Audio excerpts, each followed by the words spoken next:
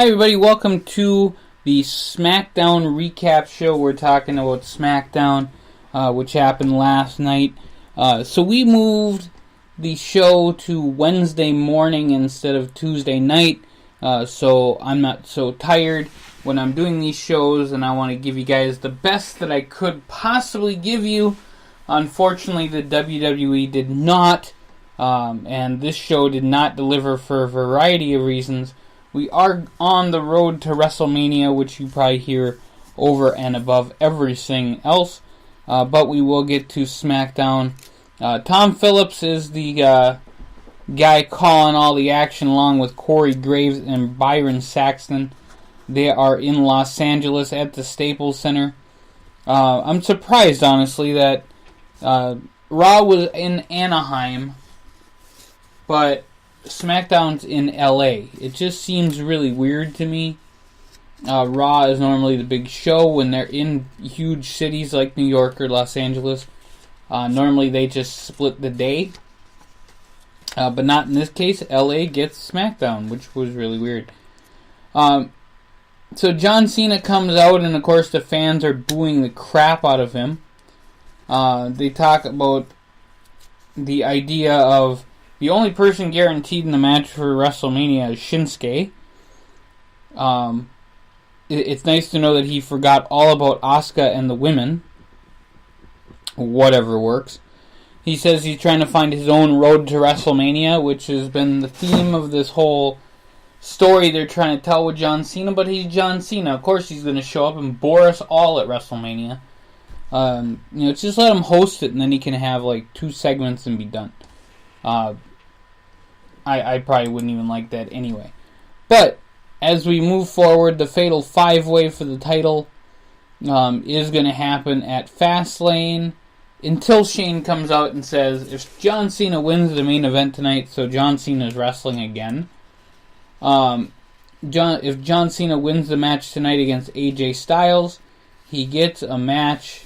He gets put in, and it's a 6-pack challenge. So here's my biggest pet peeve about this. John Cena was in the Elimination Chamber 2 days ago. And then he's fighting the WWE Champion. And in order to get a championship match, he has to beat the champion. Why would you do that? I don't understand. Plus the fact that when Shinsuke Nakamura won the match at the Royal Rumble, he called out AJ Styles. He didn't call out the WWE Champion. He called out AJ because he figured he was getting the SmackDown Championship against AJ Styles. So they're making this incredibly predictable for the second pay-per-view in a row. And why does AJ even need to defend the title every pay-per-view?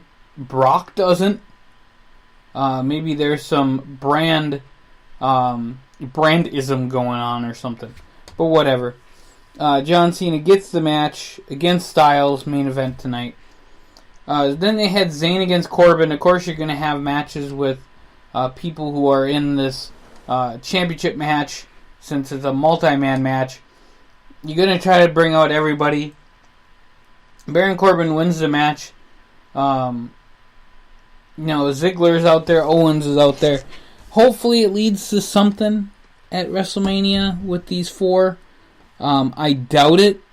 And I just want to see it be done, really. Dolph Ziggler left the WWE because of the United States title thing. He came back, and now he's in the world title, but he's in the world title thing at the wrong time. Daniel Bryan has to go home and spend time with Brie and their daughter. Bryan leaves for the day. Shane McMahon is taunting Sami Zayn and Kevin Owens. Yeah, just weird. Ruby Riott against Naomi. I'm kind of indifferent on this match. Of course, you got to have somebody as good as Ruby Riott out there to carry Naomi to a passable wrestling match. Unfortunately, this does not happen because Ruby Riott cannot carry all that garbage. So Ruby Riott wins the match. Thank the good Lord. Becky Lynch and Charlotte Flair come out to check on Naomi. Why, God only knows. And then they go to the Fashion Files. They talk about Tyler Breeze and Fandango. Talking with Josh Duhamel, who is hosting this new Unsolved show about Tupac and Biggie getting killed. The New Day walks in. And then they are out in the ring talking with the Usos. The match will happen, the Usos and the New Day at Fastlane, which I'm really excited about. And then you get the Bludgeon Brothers. The freaking Bludgeon Brothers come out. And they go crazy as always. Personally, huge fan of the Bludgeon Brothers. And I'm surprised they didn't have a match. They came out, they kind of scared all the other 5 out there, and just happened. Then you get Rusev and Aiden English, who come into Shane McMahon's office. They say Shane is jealous of Rusev Day, and he makes English versus Shinsuke Nakamura. So why would you have Aiden English against Shinsuke Nakamura and not put Rusev out there? And I will get a little bit more upset with this next thing.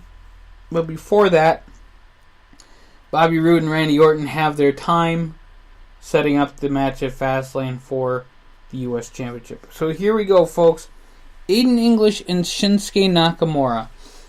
Rusev is out, English is singing, and he's the crowd is chanting Rusev Day. You know, I think the only person that can make them go heel is Shinsuke, just because he's Shinsuke Nakamura. But they are heels, and why do you insult the crowd in English when they freaking love you and everything that you do? It doesn't even feel passable to insult the crowd when they're chanting your freaking name. Nakamura faces off against English. Nakamura wins with the Kinshasa. Not surprised. But Rusev doesn't do anything to Nakamura, so that is kind of what it is. I want to see Rusev Day do something. I mean, hell, they were chanting Lana as number 1 at Lana for the Mixed Match Challenge. Come on, folks. Come on, WWE. Read your fans. All you need to do is book Rusev versus John Cena. Have Rusev put him in the Accolade for like 5 minutes. John Cena would be done and gone and broken, and everybody would be happy. And you would have your top babyface on Raw. Come on. Just is what it is. So, you had John Cena and AJ Styles in the match, and I'm just so not interested in this match because even though AJ's a great wrestler, you knew what was going to happen. You knew John Cena coming over there was going to win whatever match he had. I would have loved to see him against Nakamura. That's the way they should have gone. Had Nakamura kick him in the head as hard as he possibly could.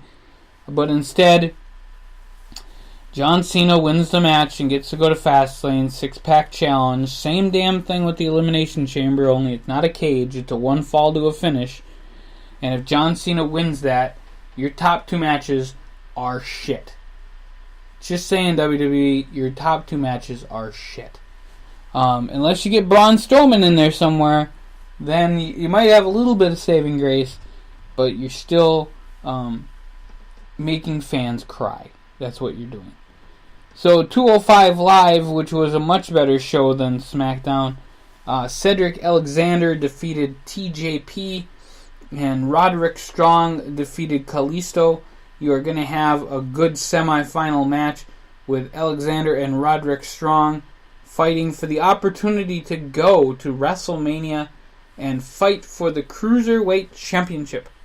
In the Mixed Match Challenge, you had Asuka and The Miz beat Finn Balor and Sasha Banks.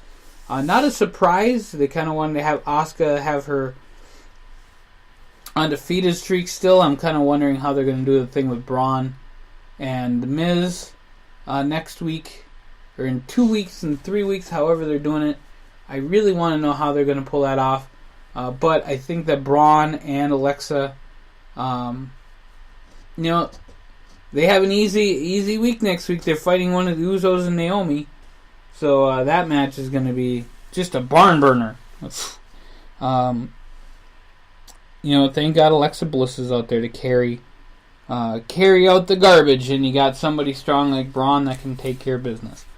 So the Mixed Match Challenge 205 Live going strong. SmackDown doing whatever SmackDown can to get to the show. I'm hoping that means that John Cena will not be on Monday Night Raw next week. Thank the good Lord he will not be. That's SmackDown, folks. Check us out at thescottshow.com. I'm always a lot more exciting when I'm talking about Raw or things that don't have to do with John Cena and Naomi. I'm glad they're on the same show so I can skip it. And we'll see you guys here later on thescottshow.com.